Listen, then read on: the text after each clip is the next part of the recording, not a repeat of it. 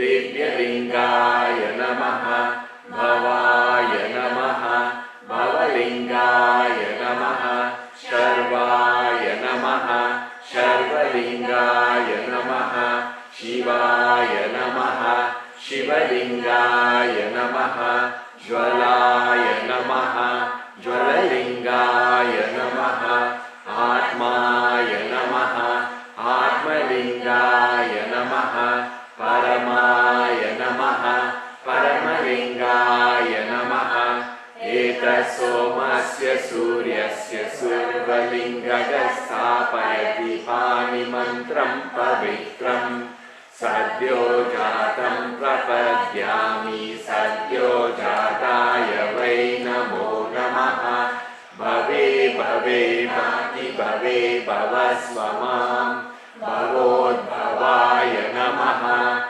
Vamadevaya Namo Jeshaya Namah Shreshaya Namo Rudraya Namah Kalaya Namah Kalavikaranaya Namo Balavikaranaya Namo Balaya Namo Bala Pramadanaya Namah Sarvabhutadamanaya Namo Manonmanaya Namaha Adhorebhyo Tadhorebhyo Ghora-ghora-tarebhyaha Sarvebhya Sarva-sarvebhyo Namaste Astu Rudra-rupebhyaha Tatpurushaya Vidmahe Mahadevaya Dhimahi Tanno Rudra Prachodayat Ishana Sarva Vidyanam Ishvara Sarva Bhutanam Brahmadipate Brahmanodipate Brahma Shivo Me Astu Sada Shivo Namo Hiranyabahave Hiranyavarnaya Hiranyarupaya Hiranyapataye Vikapataye Mapataye Pashupataye Namo Namaha Ritadam Satyam Param Brahma Purusham Krishna Pingalam Udvaretam Virupaksham Vishvarupaya Vai Namo Namaha Sarvo Vai Rudrastasmai Rudraya Namo Astu Purusho Vai Rudrasanmaho Namo Namaha Vishvam Bhutam Bhuvanam Chitram Bahuda Jatam Jayamanam Chayat Sarvo Hesha Rudrastasmai Rudraya Namo Astu Vidushtamaya Kavyase Vochema Shantamadam Vride Sarvo Hesha Rudrastasmai Rudraya Namo Astu Om Shanti Shanti Shanti.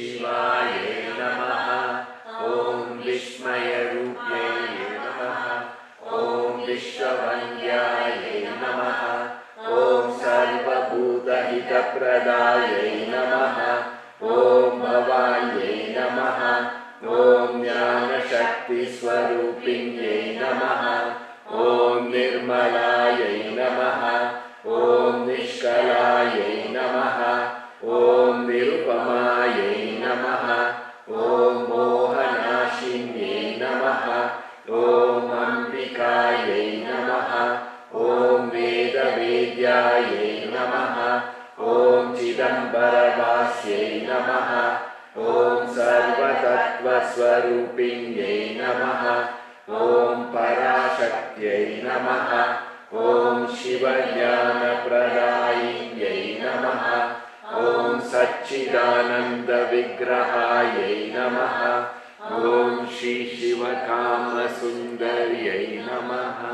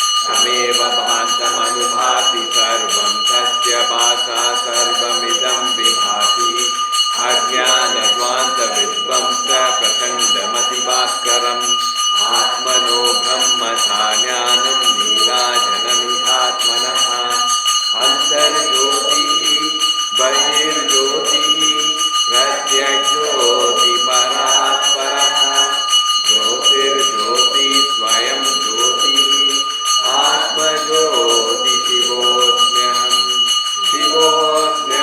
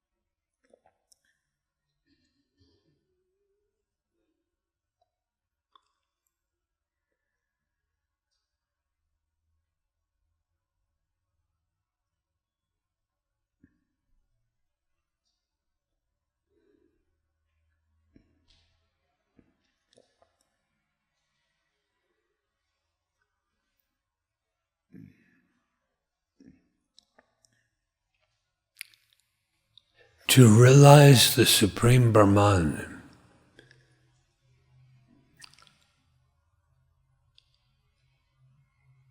know reality.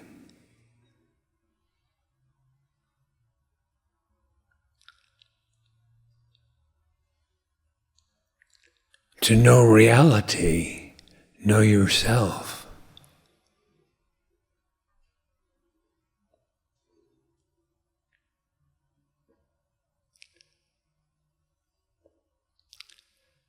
To know yourself, abide free of misidentification.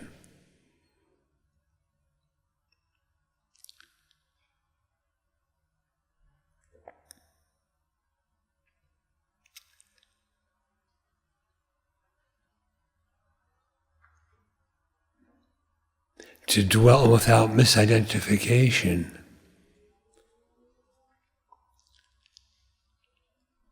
Make your vision non-objective.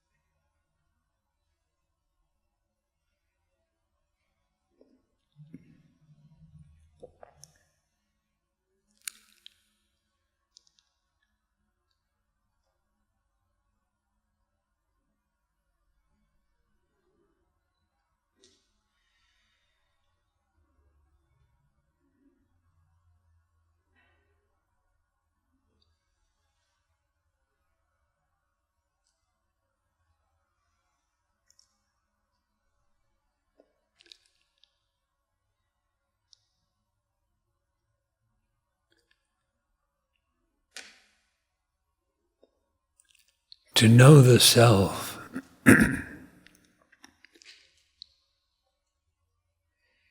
abandon the tendency to misidentify as a body or as a mind or as an individualized ego entity.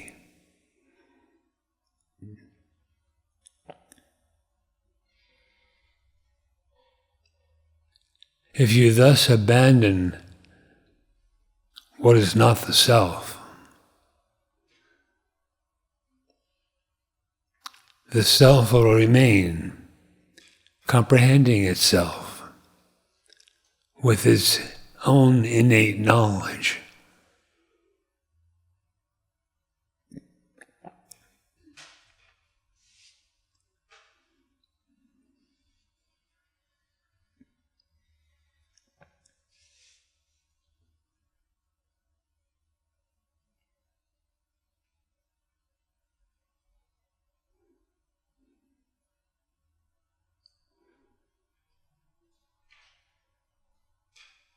Freeing yourself from the delusion of misidentification,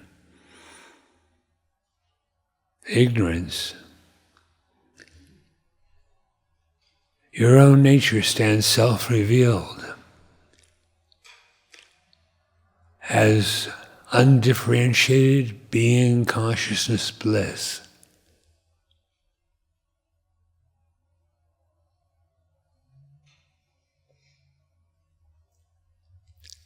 It is indivisible. It is infinite and eternal.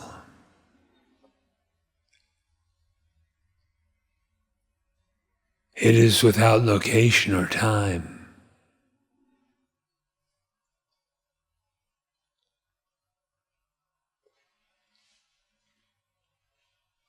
It is your own being.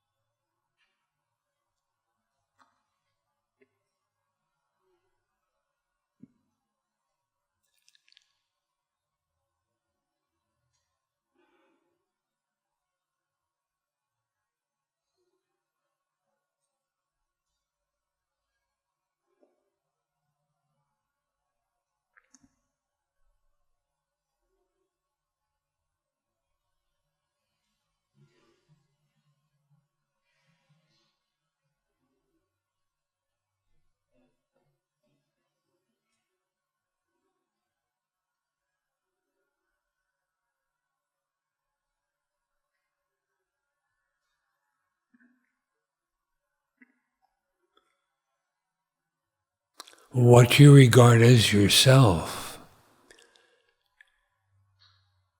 determines what you regard as reality.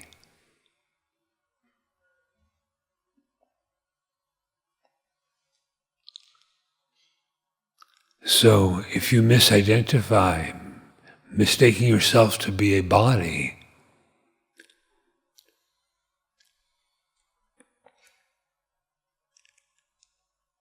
you will think that your senses determine reality.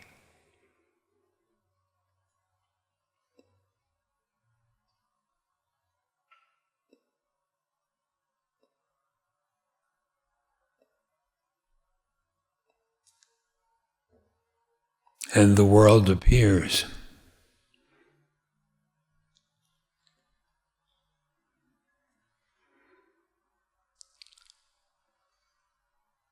If you know that your senses cannot show you reality,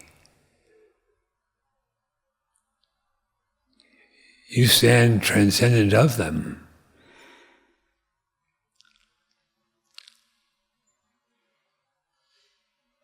And you do not misidentify as a body.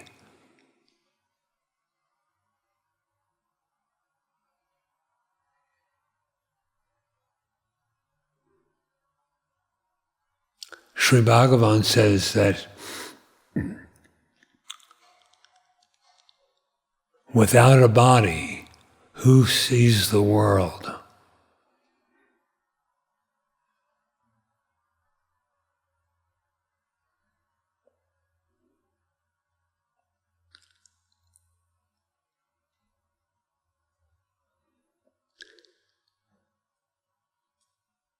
Give up the mistaken notion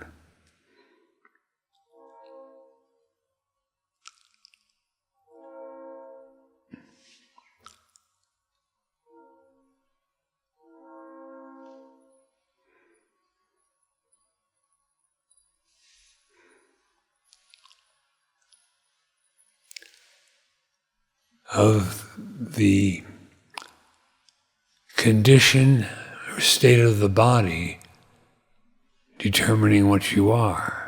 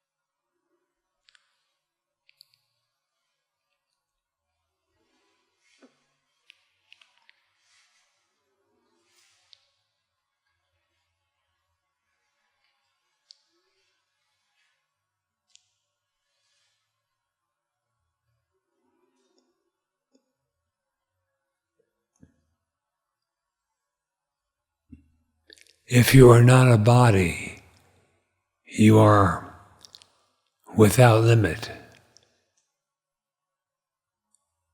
You, the bodiless existence, are infinite.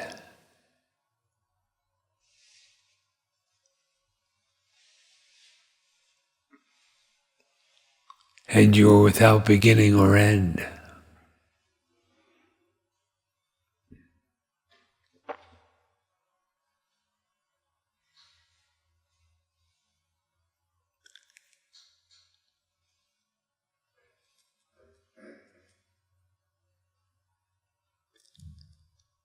Where previously you thought of a world as existing, you find just existence itself. You find that the self alone is real. The self alone exists.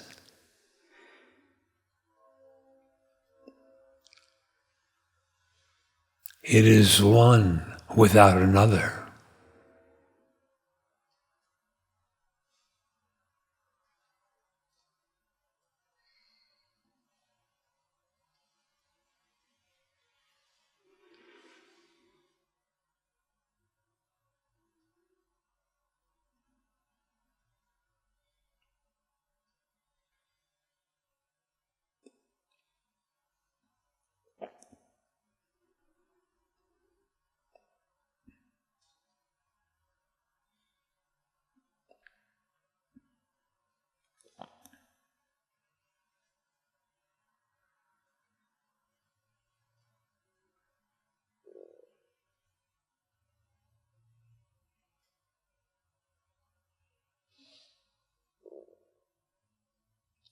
Examine what you regard as real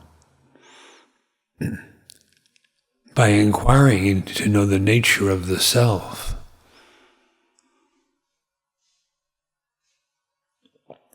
For if you know the self, you know reality. And if the self is not known, then you don't. But the one who doesn't does not actually exist.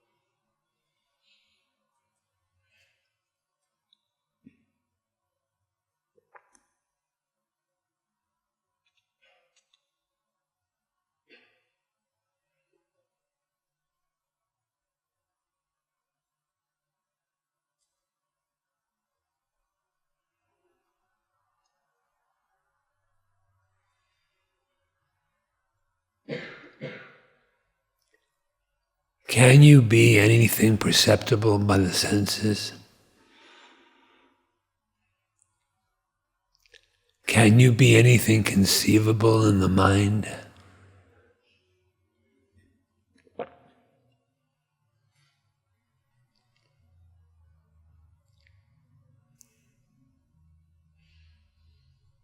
Turning within to know the truth of your existence.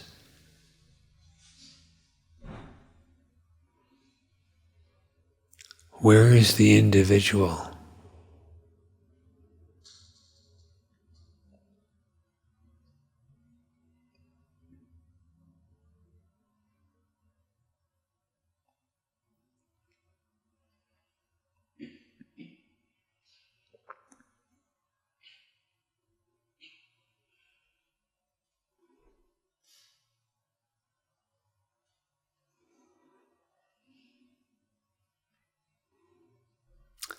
When the belief in the individual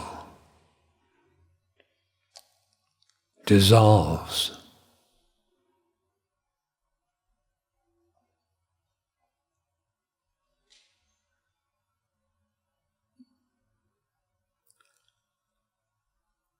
when the merely assumed ego entity subsides.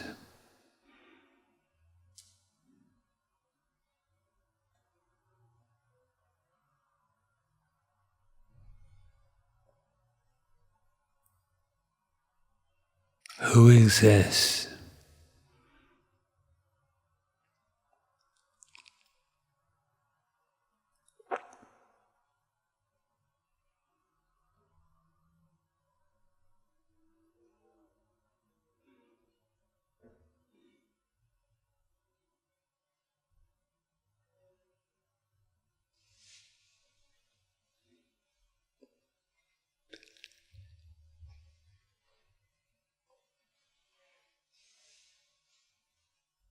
The cessation of one to be ignorant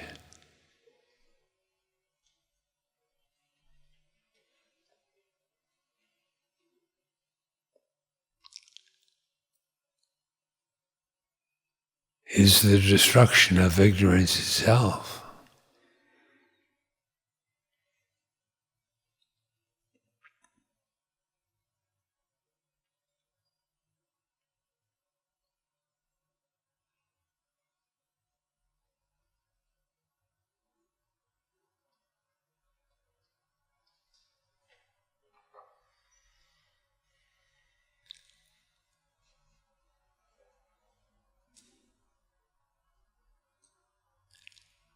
The self is thus birthless and deathless.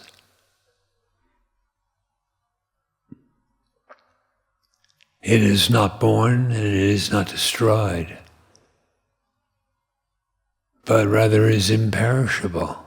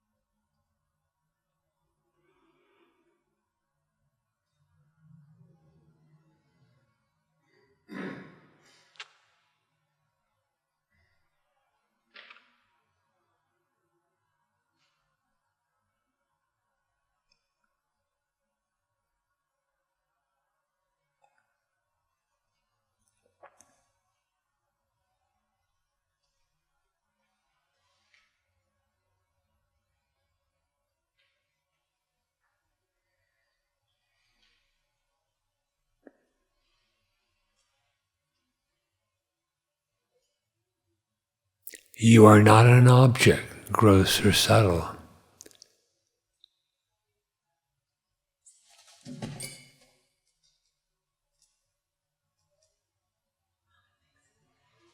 Without that objectifying supposition, who are you?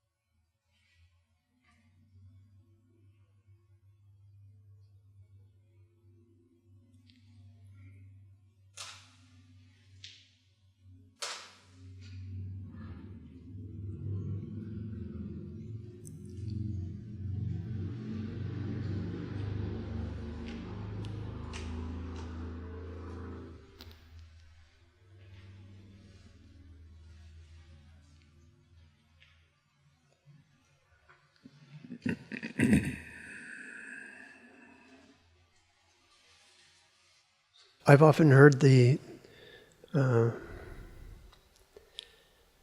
phrase, abandon the objectifying outlook.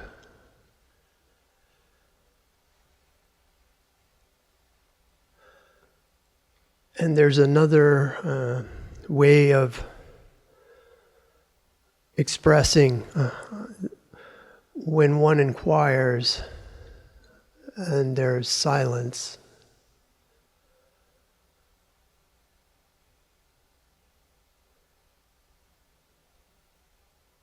It's often brought forth that in comparison, relative to that, the world doesn't exist. So in that state, there is no world apparent. And so I'm wondering if abandoning the objective outlook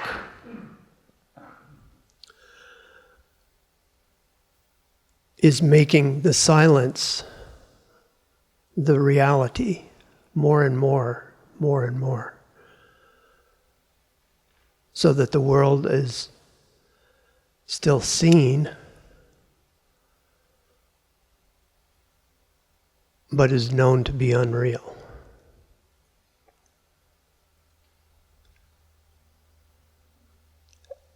By whom is it seen?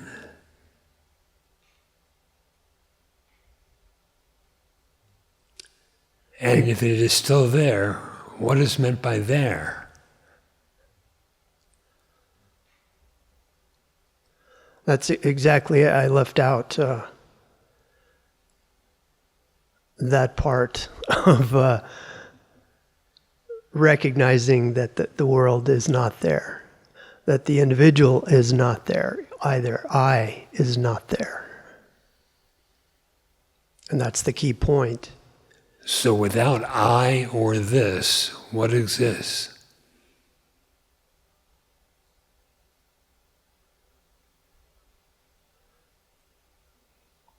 Well, the word that comes to mind is that. But also, so there's currently, typically, an identity that's a focus, a place, here, this.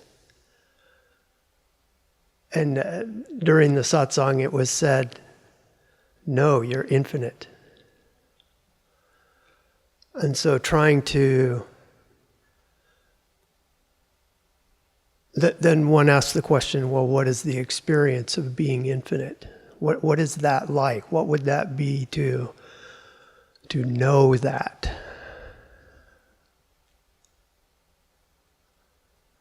And the answer that came, well, is what's experience, what's in memory is the experience of silence.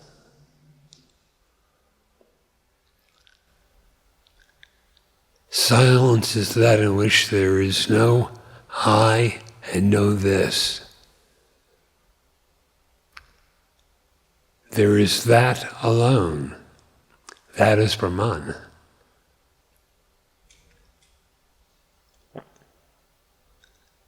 The self or Brahman is infinite. And the seen always matches the nature of the seer. So to see the infinite, you must stand without limitation. The limitation that is only the misidentifications. It's not real limitation. Bondage is not real.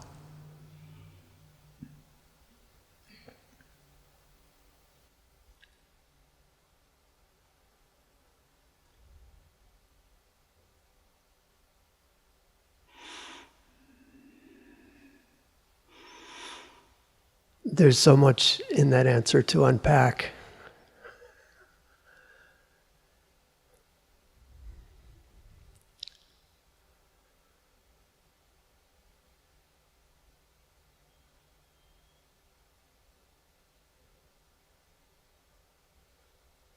There was another question about a particular talk. I regret that I don't have the number. But Bhagwan is answering someone and says essentially that the practice is to remain as the self. And if one is unable to do that, one should clarify one's identity. Whenever, I assume whenever there's a question, or I can't remember the exact phraseology, but to me he's basically saying you have to keep inquiring every time there's an opportunity. And then he says, but why all this? You're only the self. The self is Brahman. Brahman is all there is. And that's it. That's the end of the dialogue, I believe.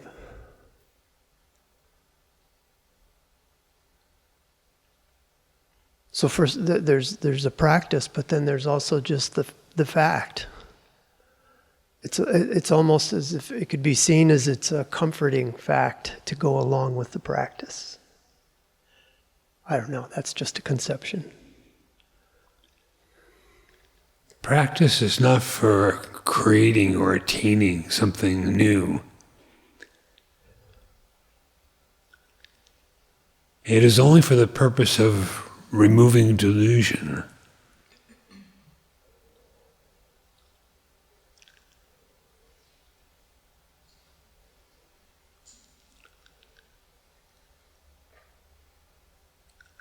So if there is a trace of ignorance, practice.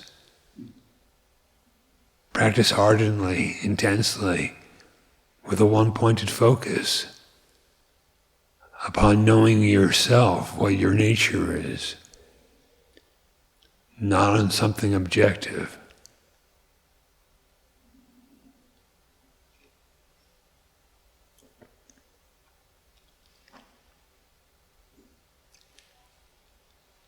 Having destroyed the concept of another, a duality, practice ceases of its own. And what was you were striving for in practice is realized to be innate, ever full.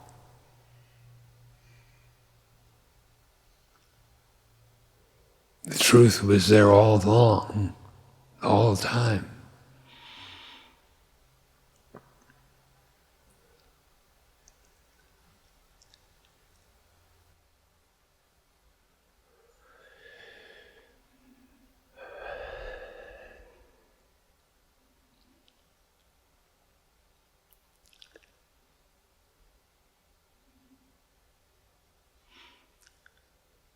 Time. It seems like a long time. And then Friday night, there was just one phrase from Ribhu where he says, "It's I'm destroyed in an instant." And you definitely pointed that was the ego, the individuality. And I'm struck by the verse 24 from the Nirgunamasana Puja book. That's in our daily prayer, our prayer twice. And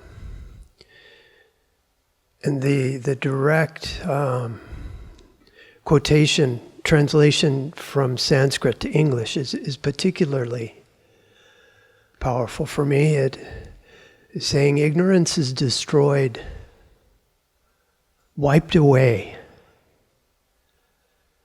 by the brilliance of one's own knowledge that Atman is Brahman. And that's signified here by the waving of the camphor to the self. But that statement, ignorance is wiped away and wiped away.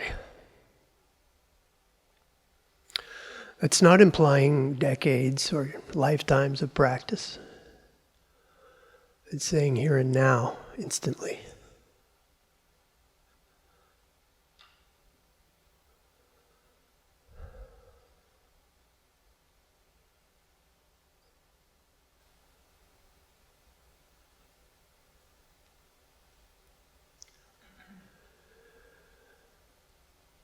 I'm not sure, what the question would be, except, how to reconcile these bits of jnana with the felt experience of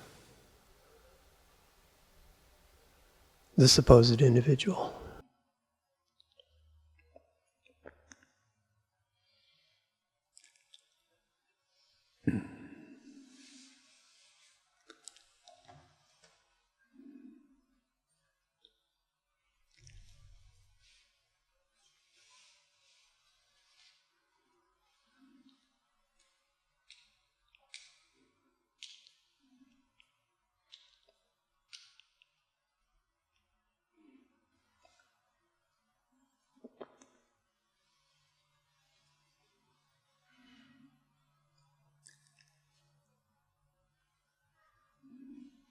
Inquiring into the one who seems individualized, his individuality vanishes.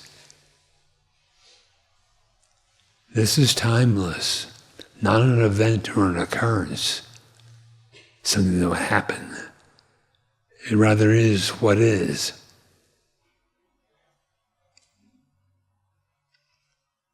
That is, it is the solitary reality.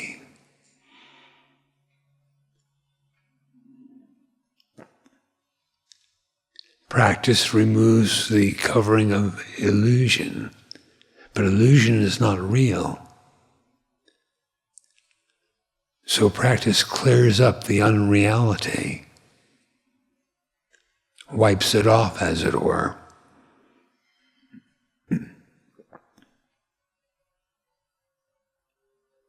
With ignorance gone,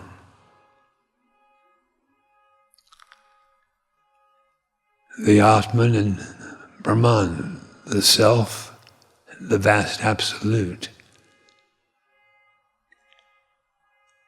is realized in all its fullness, shining like a lamp that is self-luminous, erasing all trace of form.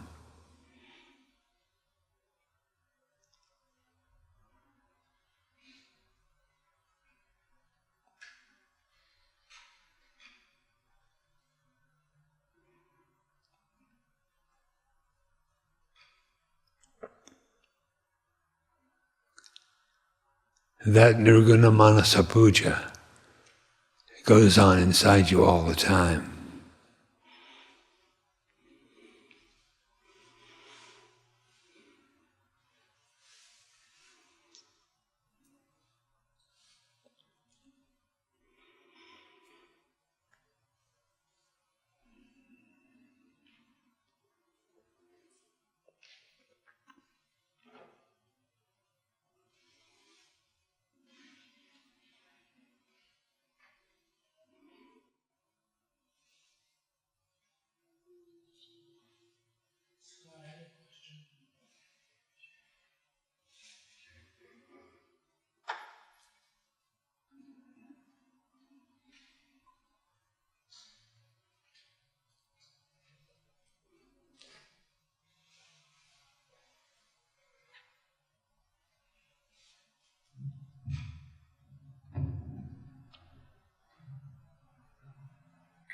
Thank you, teacher. You touched on my question already with his answer.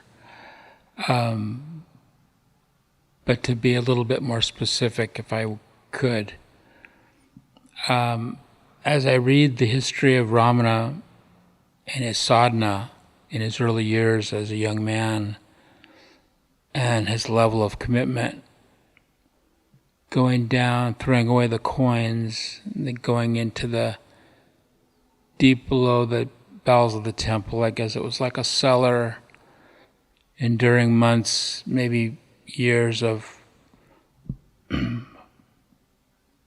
environmental hardship, bugs, noise, kids throwing things at him, but a tremendous commitment to his practice, his inquiry, his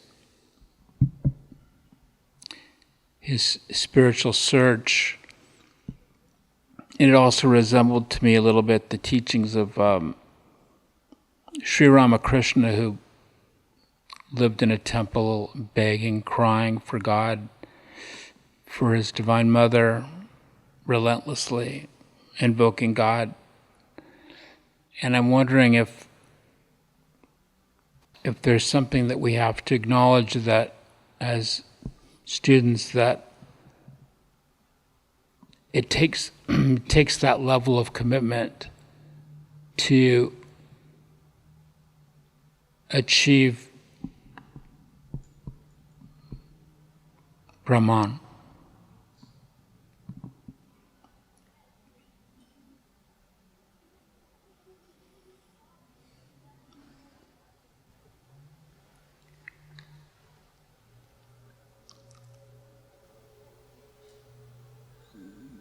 The commitment, as you call it, must be there.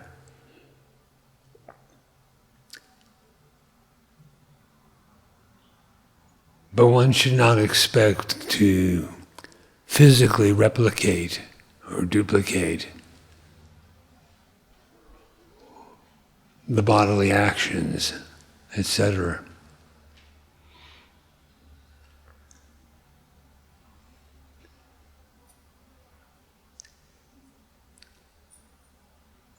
Also, it is a matter of interpretation.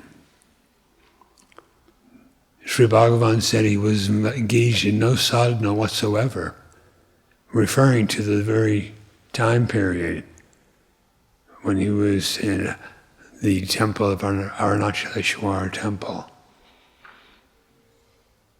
and before and after.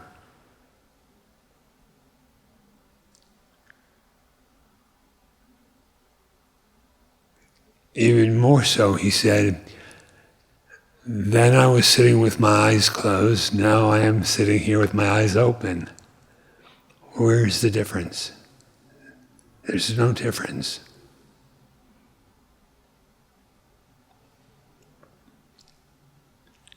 But if hearing or reading about these things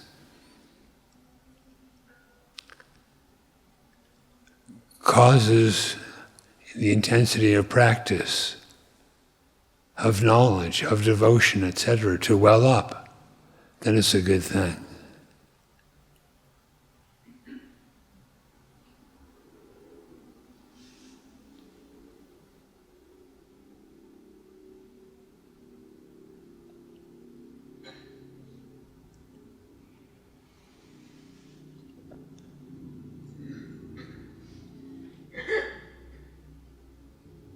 Thank you.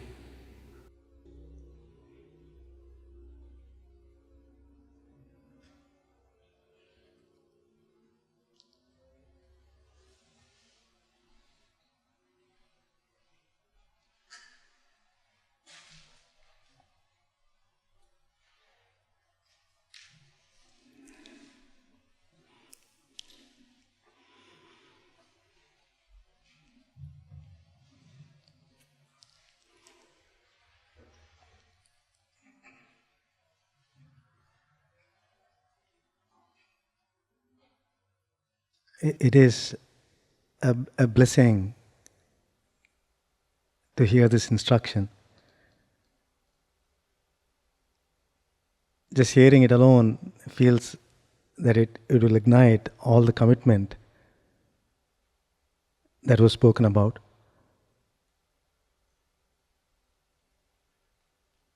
The clarity of what was taught is so beautiful. It's bound to sprout into this commitment, one feels.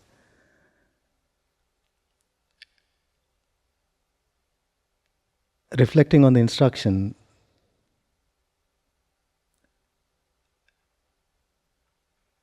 to find reality and discard the notion of the body, of oneself as a body, as a mind, as an individual self, requires a rejection, a complete disdain for that which is not the self, that which the senses project. And even after repeated practice, the world seems to have a way of finding its way back again and indicating that there is happiness there is the senses, what they provide is attractive, and so on. And is also given in the Kathopanishad. Nachiketas himself rejects the entire offer of pleasure of the senses and so on, and then the knowledge is revealed. And for that, it appears that this deep intensity that's required for the pursuit of inquiry, for the pursuit of Brahmavidya,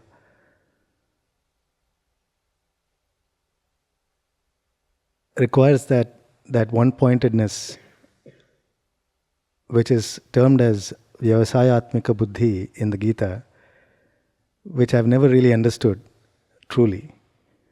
A cultivated buddhi, a cultivated intelligence. Because something needs to trigger that intensity, that commitment, that rejection of that which is not the self, and the love for reality, the love for the truth. And practice and inquiry, of course, does that. But I often struggle with the lack of one-pointedness. This vyavasayatmika buddhi, as it's referred to.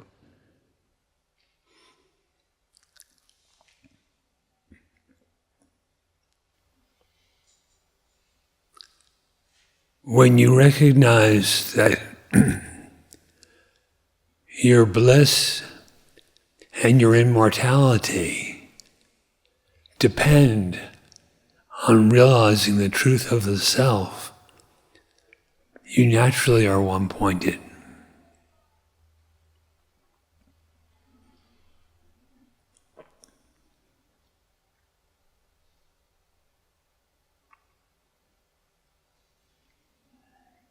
If you know this, there is nothing external, be it senses or an object, that is alluring, that captures your mind.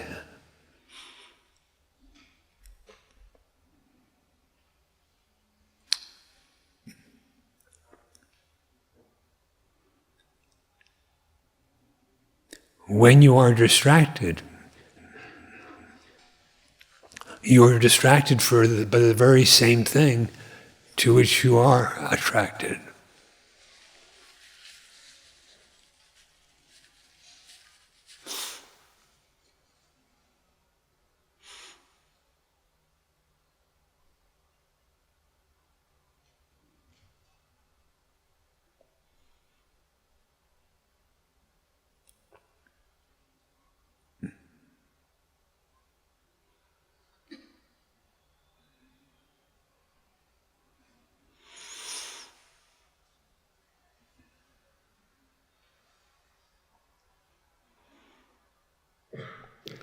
You love the truth. Why?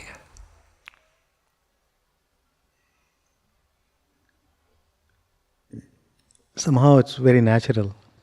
It is your nature.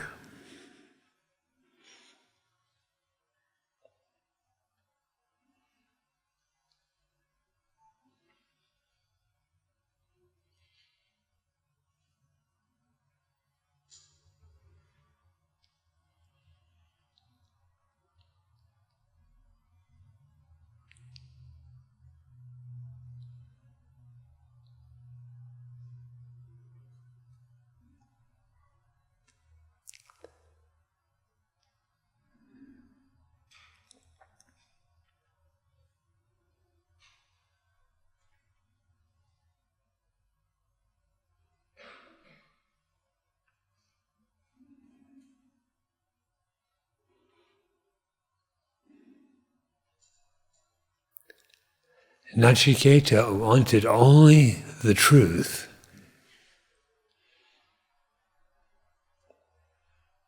and it was fulfilled.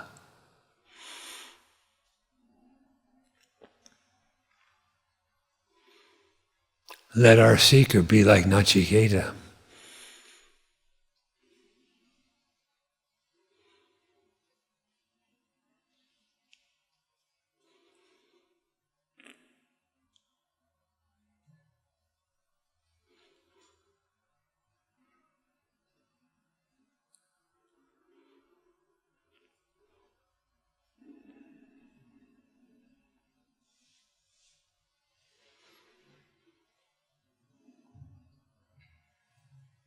Bhagavan, so with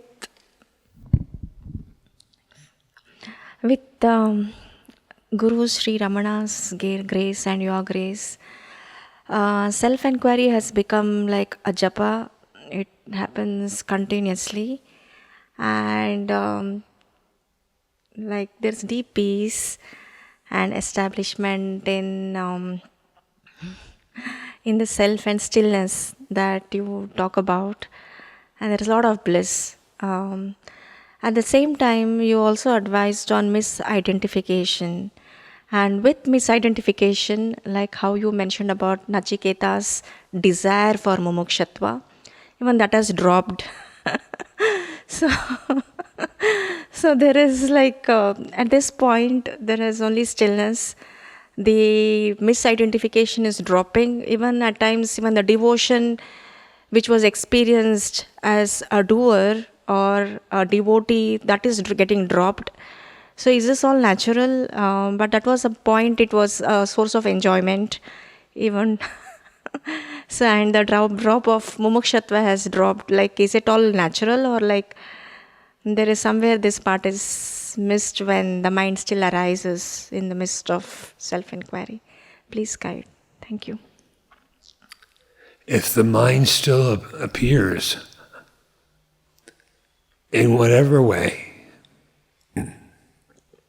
so that you confuse yourself with the content of it, or think that it just exists, the mind, then continue to inquire. You will find in actual experience that you never make the decision to stop inquiring. Rather, because the end itself is the means, your establishment in that, recognizing it as innate and thus immovable,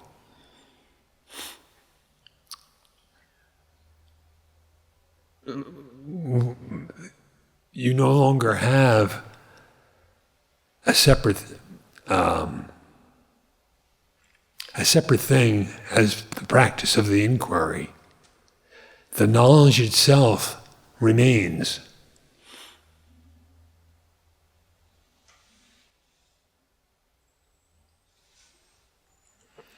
It feels very near, Bhagwan. Can you give a push, final push?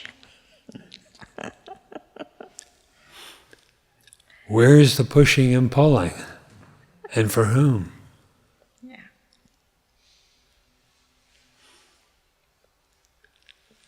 As long as you can inquire, do so.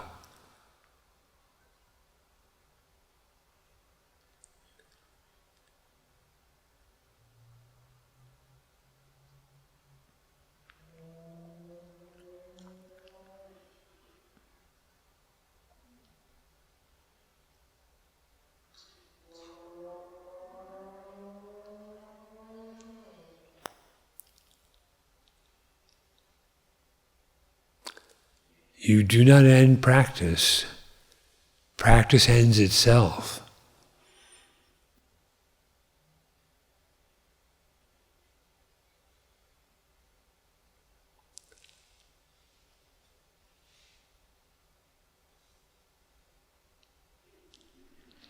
So beautiful, Bhagwan. Very nice. Thank you.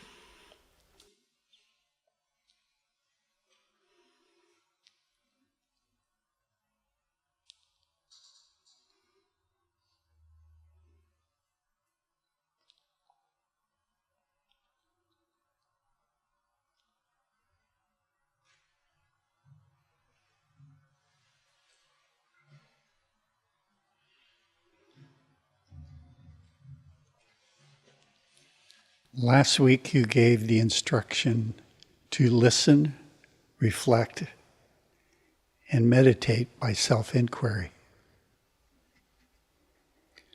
So I took that instruction and added another one of your instructions was perseverance.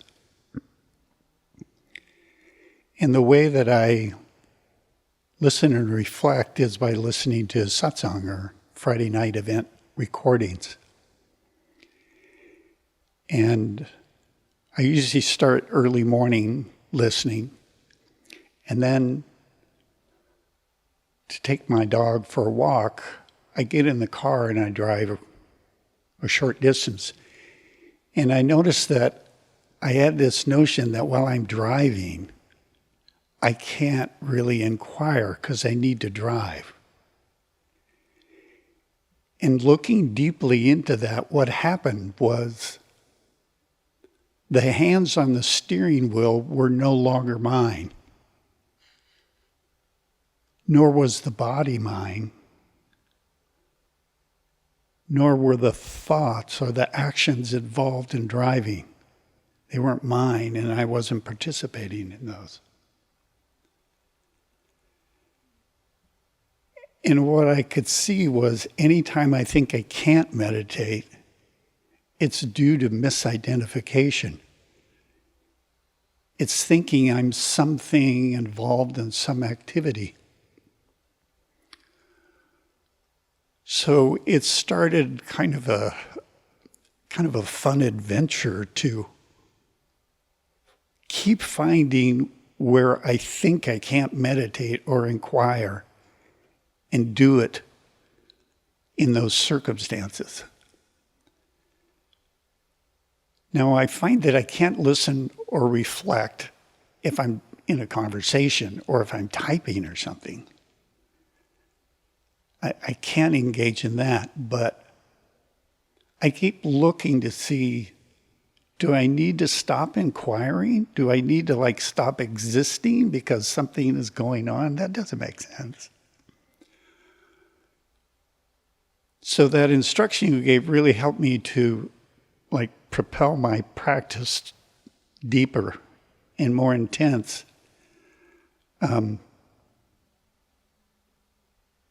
So is it okay? Well, it has to kind of be okay. There's time when I can't listen or reflect on a spiritual book or recording, but I don't think I need to stop inquiring.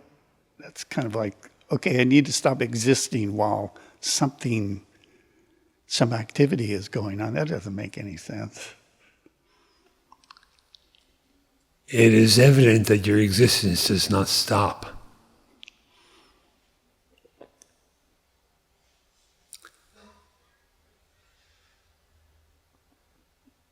Meditation is for realizing what is within.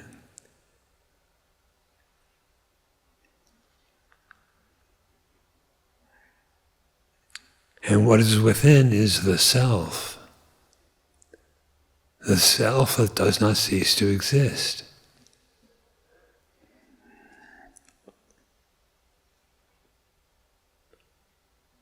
Inquiry consists of a knowledge of existence that is as deep as existence itself.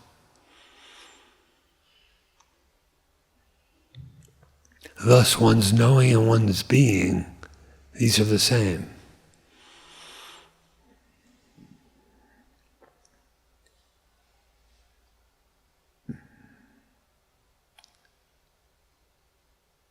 If inquiry were an action, then there would be interruption.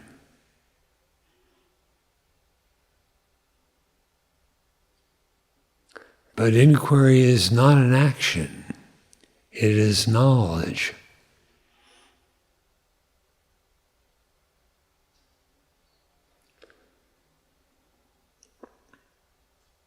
Knowledge of the self.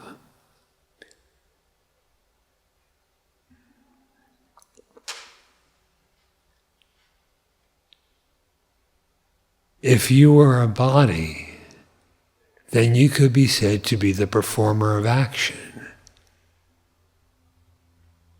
But you are not a body. The existence itself is bodiless.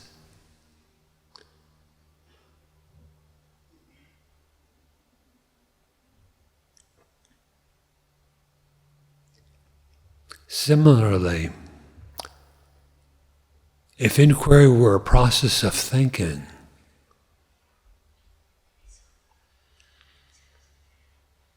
then there would be intervals, there would be interruptions in it. For no thought lasts forever. There is something that lasts forever, but it's not a thought.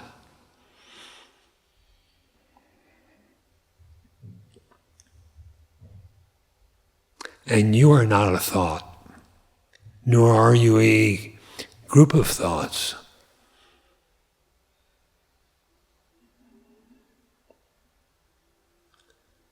Therefore, meditation upon the self is possible regardless of the activities engaged in by the body, senses, and mind.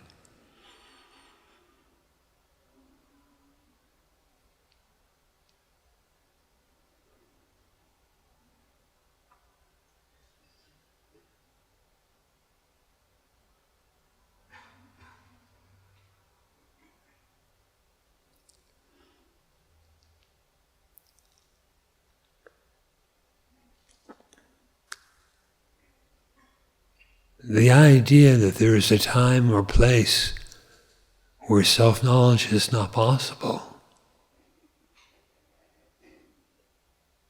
that's not so.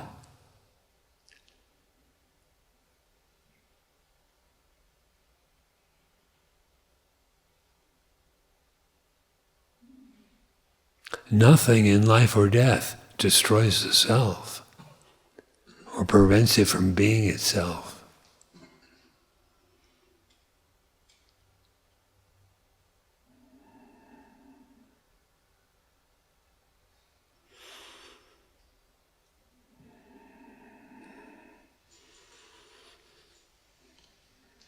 Thank you.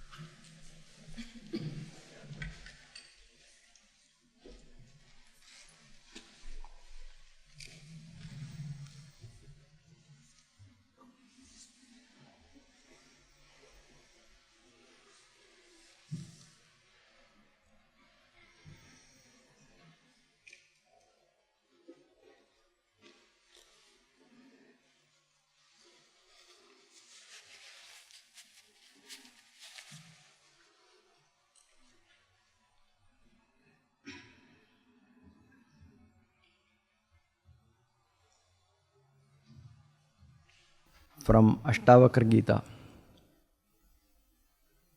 Janaka Uvacha Mayyanantamaham bodhau vishvapoda itastataha brahmati swantavatena namamastya sahishnuta. And Janaka said, "In me, the boundless ocean, the arc of the universe, moves hither and thither, impelled by the wind of its own inherent nature. I am not impatient." Mayyanantamaham bodhau jagadvijisvabhavataha udedu vastamayatu name vruddhirna chakshatihi. In me, the limitless ocean, let the wave of the world rise or vanish of itself. I neither increase nor decrease thereby. Mayyanandamaham bodhau vishwam nama vikalpana atishanto nirakara edadevaham. In me, the boundless ocean, is the imagination of the universe. I am quite tranquil and formless.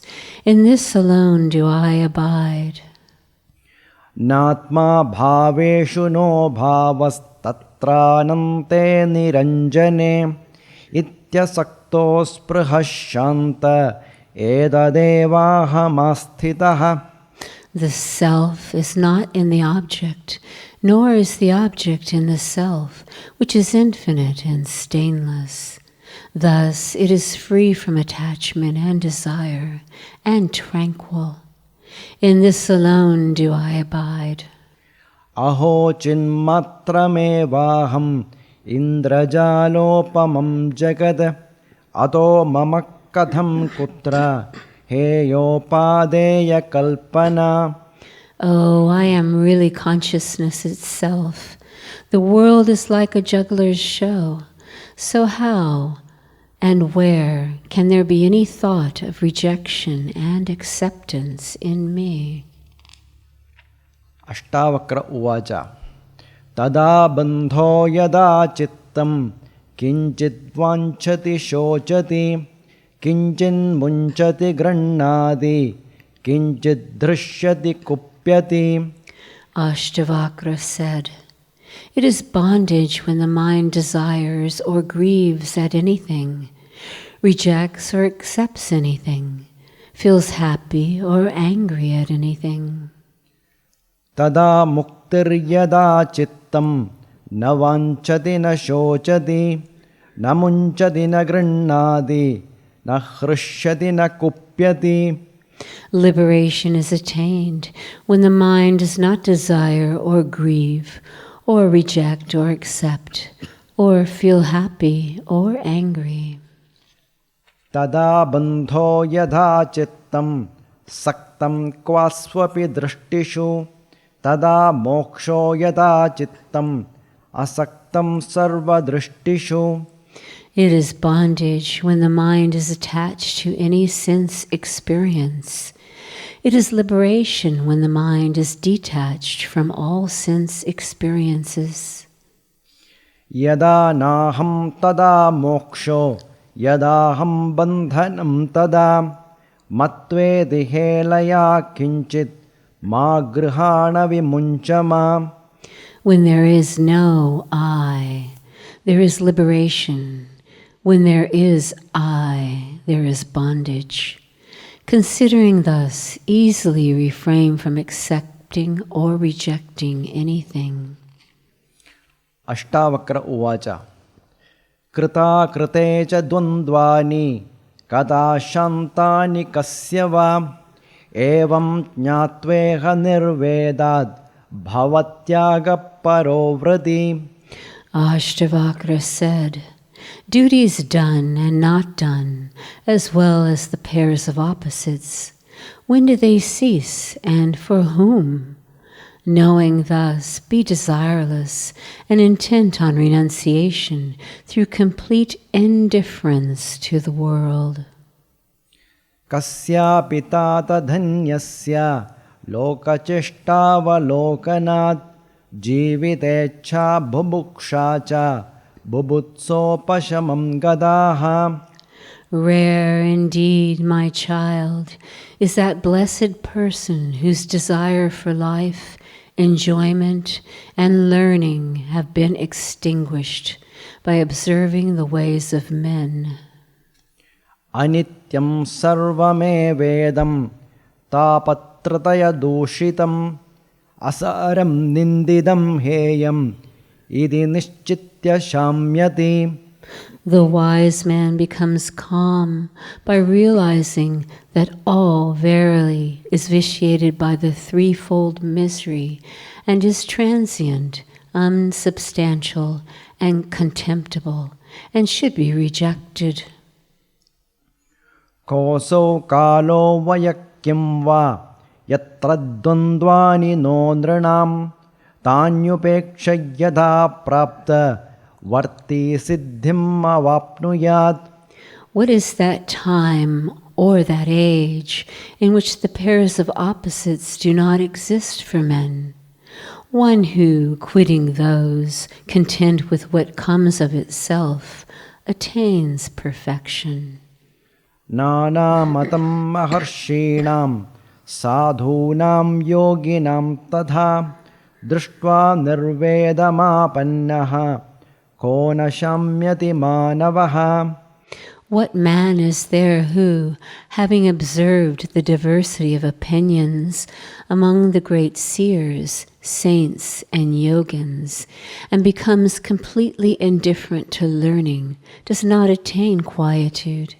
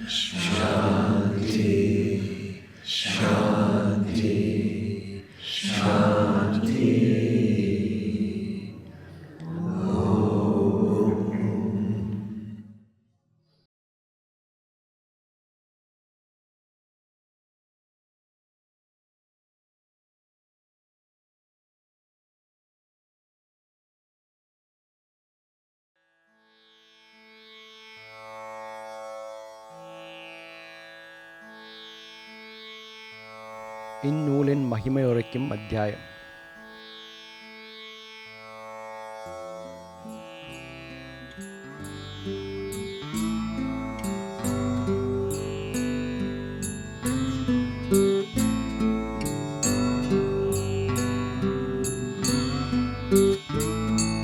சகலவித நூல்களிலும் சாரமாகி சாரங்கள் அனைத்துக்கும் சாரமாகி மிகவும் மகாரகசியமாய் மேவுதற்கு மெத்தவுமே அரிதான இந்த நூலின் மகிமைதனை முடிவான உறுதியோடு மயக்கமர மதிக்கும் வண்ணம் இங்கு சொல்வாம். தகமை மிகும் இந்நூலை தவிர்த்திடாமல் தற்பரனாய் எப்போதும் அபியாசிப்பாய்.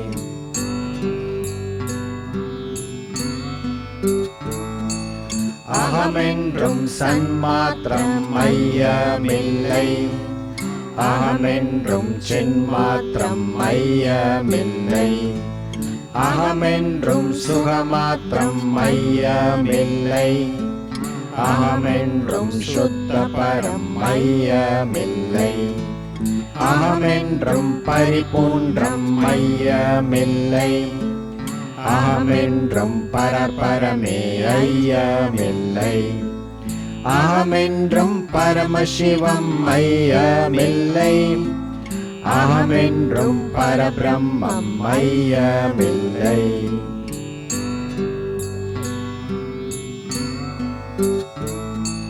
திகழ்வதுவும் பரபிரம்மம் மையமில்லை, திகழாதும் பரபிரம்மம் மையமில்லை, நிகிலமுமே பரபிரம்மம் மையமில்லை, நீ நாடும் பரபிரம்மம் மையமில்லை, சகலமுமே பரபிரம்மம் மையமில்லை, சதசத்தும் பரபிரம்மம் மையமில்லை, அகிலமுமே பரபிரம்மம் மையமில்லை, அகமந்த பரபிரம்மம் ஐயமில்லை.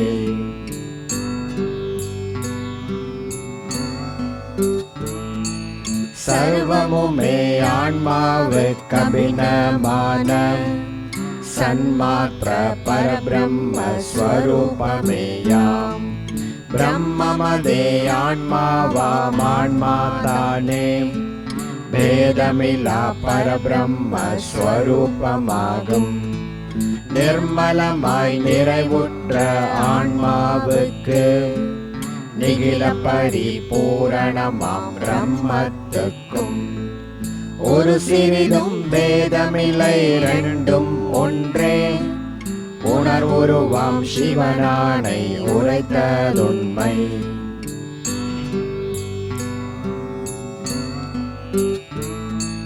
நாமமுரு யாவையுமே பிரம்மென்றும் நாமந்த பரபிரம்மம் தாமே என்றும் சேதமுற செப்பிய இவ்வர்த்தம் தன்னில் சிறிதேனும் சங்கையில்லை சத்தியந்தான். காமமெல்லாம் கடந்தெங்கும் நிறைந்து நின்ற தத்துவமாம் சிவனானை உண்மை சொன்னோம். ஆமலவென்றணுவும் இதில் சங்கியாமல் அறைந்தவனம் அதிதிடமாய் நிச்சயிப்பாய்.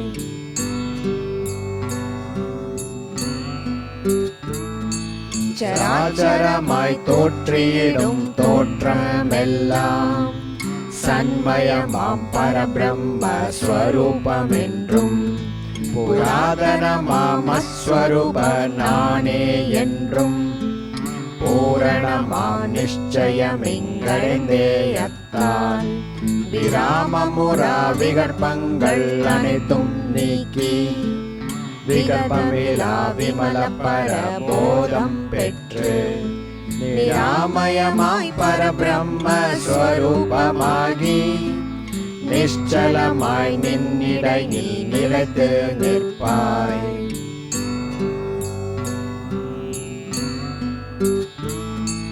நின்னிடையே நிശ്ചலமாய் நிலைத்து நிற்கும் நிலைமையிதே நிமல பர மோக்ஷமாகும். தன்னிடையே தானாக தனித்திடாமல் தரங்கமென சலிப்பதுவே பந்தமாகும். உன்னியிடில் ஓருருவாம் முன்னையன்றி உழைவு தரும் காரணமோர் அணுவும் இல்லை. தன்னியனே ஆதலினால் நீ எப்போதும் தன்னிடையே தானாக தனித்து நிற்பாய்.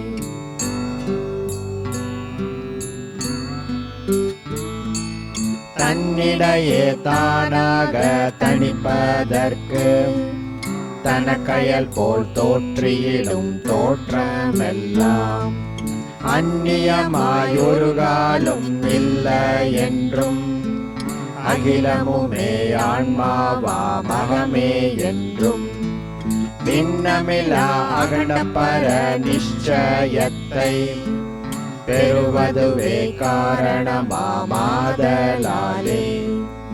அந்நியவார் அகண்டபர நிச்சயத்தை பற்றியதால் பகுப்பற்ற பரமேயாவாய்.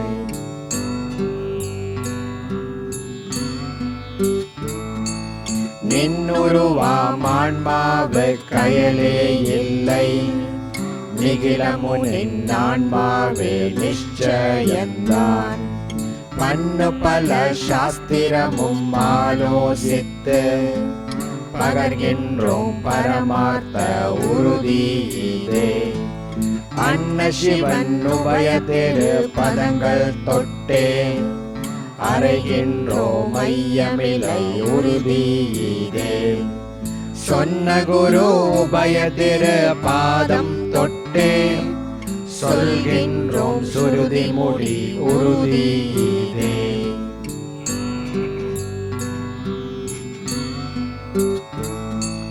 நாவினிடை காய்ந்த பர சதன ஏந்தி நவில்கின்றோம் நவின்றதிலோர் ஐயமில்லை.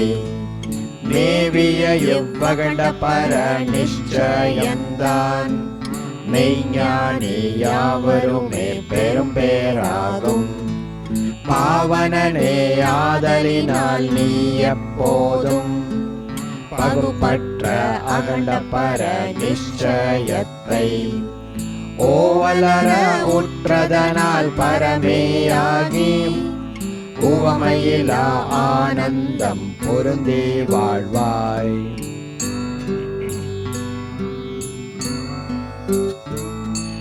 நிச்சலமாம் நிச்சயமே அகண்டானந்த நிலைமை பெற நிகரற்ற ஹேதுவாகும்.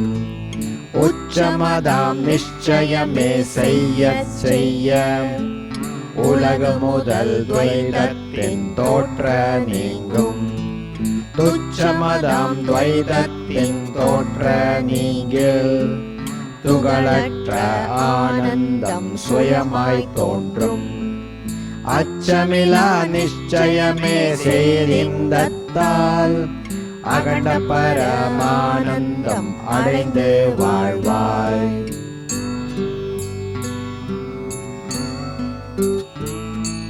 சன்மயமாம் பரபிரம்ம ஸ்வரூபனியே சலனமிலா பரபிரம்ம ஸ்வரூபனியே சின்மயமாம் பரபிரம்ம ஸ்வரூபனியே சிதானந்த பரபிரம்ம ஸ்வரூபனியே உன்மயூரா பரபிரம்ம ஸ்வரூபனியே பூரணமாம் பரபிரம்ம ஸ்வரூபனியே தன்மயமாம் பரபிரம்ம ஸ்வரூபனியே தடையற்ற பரபிரம்ம ஸ்வரூபனியே.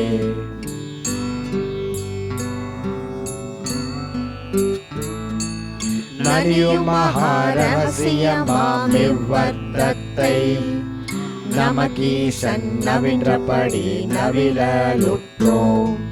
முனிவரனே மொழிந்ததிலோர் ஐயமில்லை.